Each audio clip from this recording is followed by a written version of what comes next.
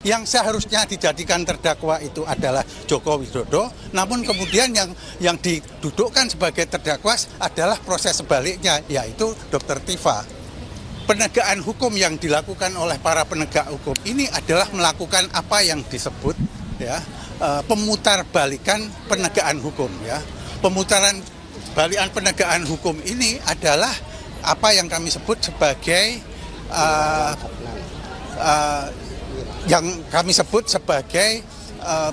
pemutarbalikan proses penegakan hukum, atau yang disebut adalah yang kami istilahkan sebagai reversal of judicial process. Apa ini artinya? Yang seharusnya dijadikan terdakwa itu adalah Joko Widodo, namun kemudian yang didudukkan sebagai terdakwa adalah proses sebaliknya, yaitu Dr. Tifa.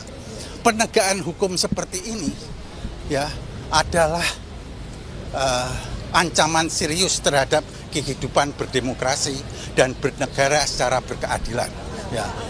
Karena hukum itu diciptakan bukan untuk nakut-nakuti warga negaranya. Begitu ya. Baiklah, saya lanjutkan. Seperti yang diketahui oleh media tadi, ada beberapa hal. Di antaranya kami diberikan dari awal. Kami meminta berita acara pemeriksaan yang merupakan hak kami, tapi tidak diberikan. Bahkan di persidangan manapun juga sesuai KUHAP, yang namanya berita acara itu termasuk berita acara ahli. Ada 26 ahli, termasuk 4 ahli digital forensik, itu tidak diberikan BAP-nya pada kami. Padahal kami ingin tahu di digital itu apa pemeriksaannya gitu. Apa benar diperiksa atau tidak. Tidak diberikan. Dan itu dihalang-halangi. Bayangkan, tapi berani mengatakan kami tidak akan memberikan dan sebagainya. Hakimnya mengatakan harus diberikan karena itu adalah amanat dari KUHAP. Diharuskan. Nah, pertanyaan ada apa ini? 26 ahli. Kami tahunya dari mana? Karena ada di summary.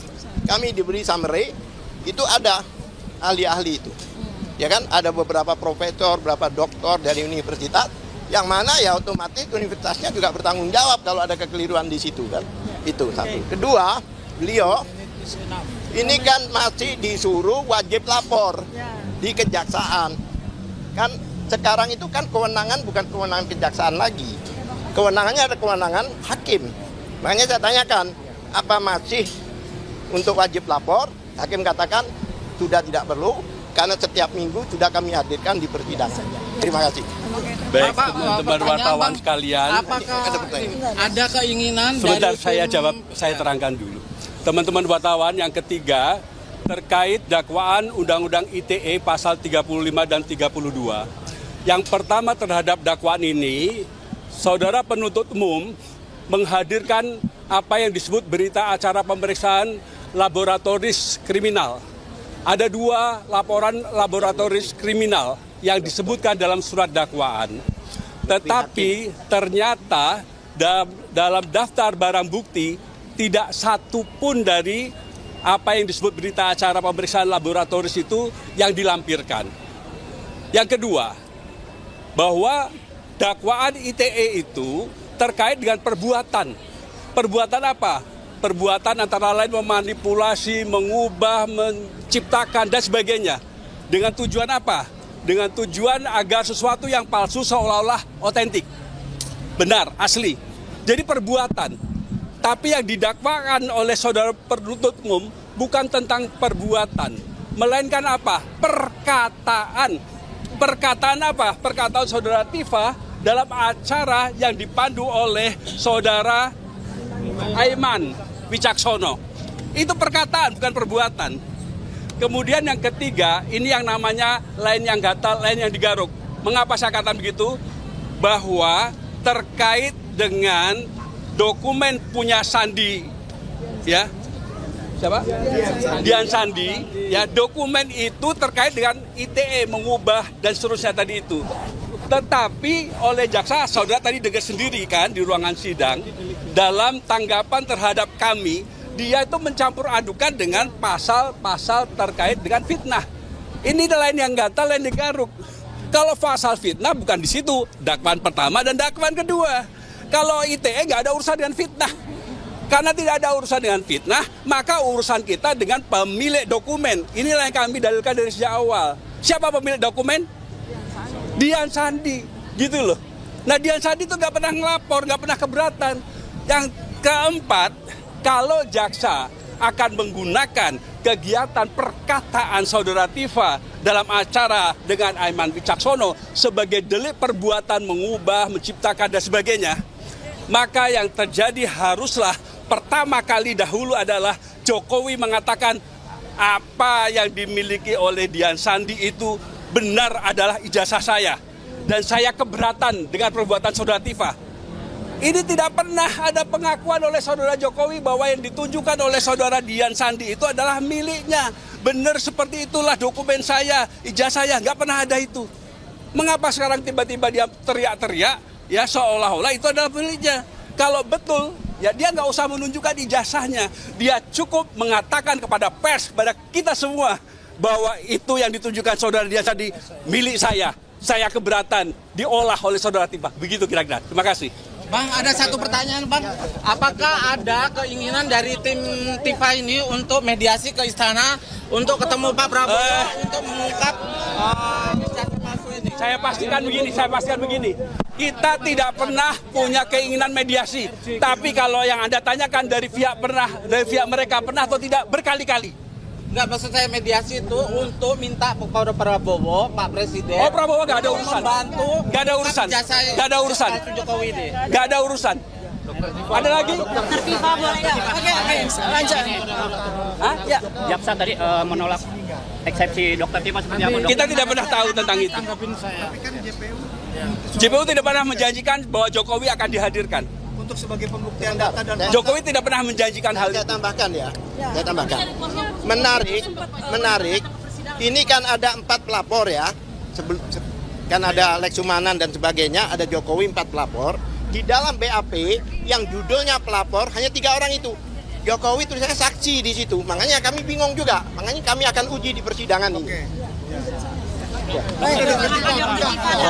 Seperti apa, Dokter? Jaksa menolak eksepsi. Ya, begini ya, tadi ya saya memberikan sebuah kesan saja ya.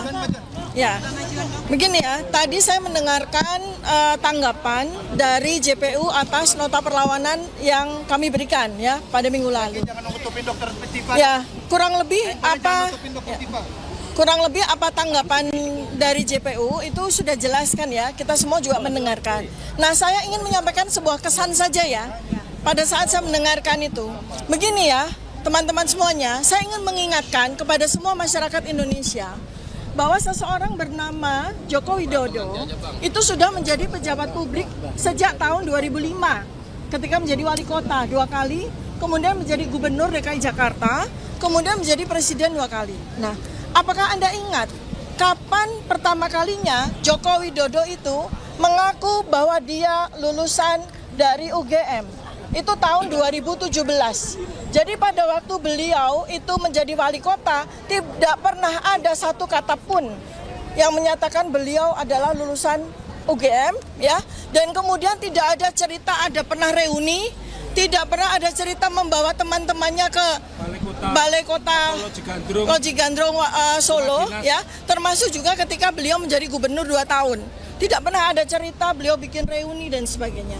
Baru pertama kali kita tahu dari acara reuni tahun 2017 UGM itu ketika seorang bernama Bambang Tri yang membuka kunci kotak Pandora itu dihukum 5,5 tahun di tahun 2016. Nah, sejak itu peristiwa ini bergulir.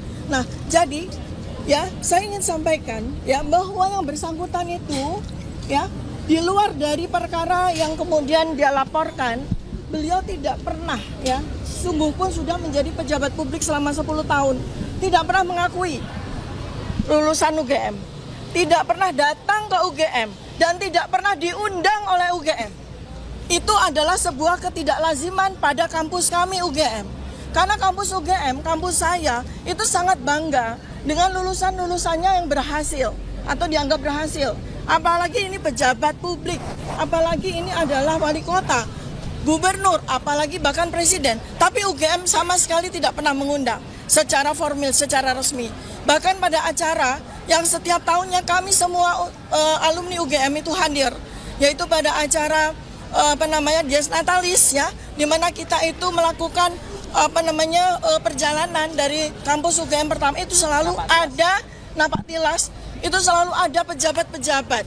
Contoh seperti Pak Ganjar Pranowo selalu hadir setiap tahun, tapi saya, Anies Baswedan, selalu hadir setiap tahun. Demikian juga dengan saya dan Mas Roy, Pak Mahfud MD, jadi semua. Tapi tidak pernah kami melihat ya Joko Widodo ikut satu kali pun dalam acara dies natalis tersebut ya. Nah, jadi kemudian yang paling penting tadi sudah disampaikan pada perkara ini ya, pada sidang hari ini yang paling penting sebetulnya adalah sesi yang terakhir ya teman-teman ya, masyarakat Indonesia. Anda semua bisa melihat betapa enggannya, betapa tidak maunya jaksa penuntut umum menyerahkan berita acara BAP dari ahli ya, sebanyak 26 orang ahli yang dihadirkan oleh Polda Metro Jaya. Padahal 26 ahli itu resumenya ada, tetapi di BAP mereka tidak ada. Ini sudah sidang ketiga. Karena seharusnya sebelum sidang berjalan, pada sidang pertama, itu BAP sudah diserahkan kepada kami, lengkap. Selengkap BAP yang diterima oleh hakim. Tapi kami sudah meminta 3 kali. Melalui surat sudah kami minta, melalui sidang juga kami minta. Sampai sidang yang ketiga ini, BAP yang kami terima itu belum lengkap juga, dan itu jantungnya.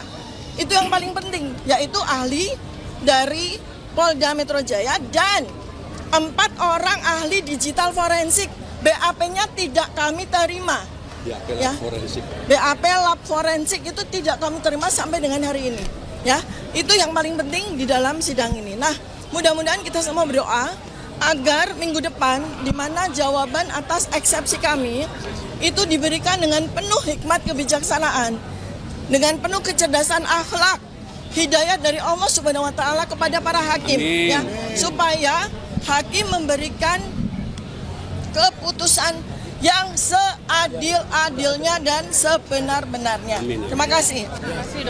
Lanjut ya. Saya sebutkan satu pasal penting yang tidak pernah disadari Pak Jokowi ketika dia membuat laporan, bahwa KUHP baru itu ada pasal 217. Ayat 1 mengatakan setiap pelapor atau saksi itu wajib hadir kecuali hakim mengizinkan ia keluar. Kemudian di pasal 2, apabila penasihat hukum atau jaksa menghendaki saksi hadir, maka saksi tidak boleh meninggalkan ruang sidang. Mau Anda lihat Presiden ke-7 duduk terus di ruang sidang? Itu perintah undang-undang, tidak bisa dibuat SK kerjasama Mahkamah Agung dengan Jaksa Agung atau Mahkamah Agung dengan polisi, nggak bisa. Yang kedua, jaksa tadi sudah melakukan satu jawaban perlawanan yang sangat fatalis, menyebut-nyebut merkap.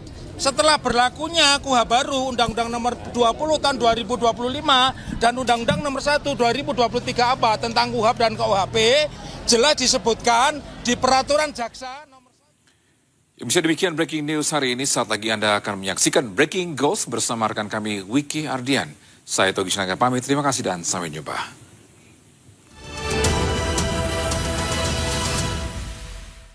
Oh, RJ itu boleh dong, coba sebutkan. Pasal 79 itu hanya berbicara restoratif justice, tidak ada bicara split sink, itu nggak ada. Ya. Kemudian yang kedua yang saya ingin katakan bahwa jaksa itu tidak konsisten, karena juga sudah ada surat edaran Mahkamah Agung nomor 1 tahun 2026 bahwa restoratif justice itu hanya dikenal di depan ketua pengadilan setempat. Jadi saya katakan nih pada RHS, saya malas menyebut namanya. Kalau dia menyebut hantu atau kalau saya menyebut males. RHS, DHL, dan ES itu tidak berlaku. Ada orang memperadilankan polisi, mereka masuk penjara. Ya, karena itu sudah diatur jelas di SEMA nomor 1 tahun 2026. Dan kebetulan di antara PH ini 3 adalah dosen-dosen pidana di perguruan tinggi. Ya, beliau di UI.